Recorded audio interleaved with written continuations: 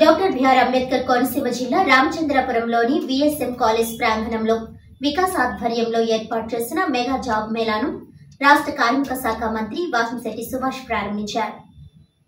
ఈ సందర్భంగా వాసంశెట్టి మాట్లాడుతూ ఈ జాబ్ మేళాలో ప్రముఖ ఐటీ ఫార్మా కంపెనీలు పాల్గొన్నాయని తెలిపారు. నిరుద్యోగ యువత అంతా ఈ అవకాశాన్ని ఉపయోగించుకోవాలని కోరారు. గత 5 సంవత్సరాలలో ఒక్క ఫ్యాక్టరీ గాని ఒక్క పరిశ్రమ గాని రాష్ట్రంలో రాలేదని, ఈ సైకో పాలనకు భయపడి ఉన్న ఫ్యాక్టరీలు కూడా ఇతర రాష్ట్రాలకు వలసపోయాయని తెలిపారు. ఈ సైకో పాలనలో యువత ఉద్యోగాలు లేక విసిగి వేసారి వైసీపీ ప్రభుత్వానికి వ్యతిరేకంగా ఓట్లు వేశారని తెలియజేశారు. ముఖ్యమంత్రి చంద్రబాబు యువత తమ అర్హతలను బట్టి ఉద్యోగాలు పొందాలని సూపర్ 6 లో 20 లక్షల ఉద్యోగాలు ఇస్తామని ప్రకటించారని తెలిపారు.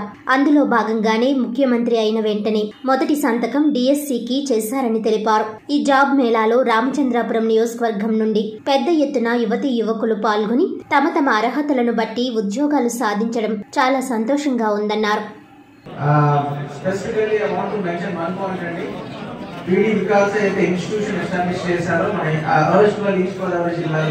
It's a very active institution. Definitely, జిల్లాలో ఇనిషియేటివ్ తీసుకున్న తర్వాత ఇన్ని సంవత్సరాలు కంటిన్యూ అవ్వడం అనేది very rare.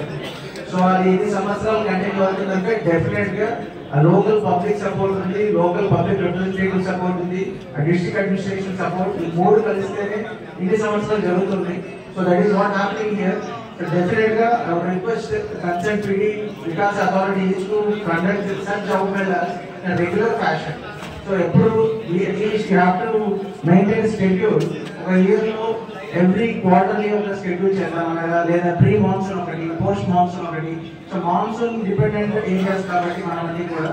So monsoon ni drushlo pettukoni aa vidhanga schedule ready chestunte koncham effect untundi baga.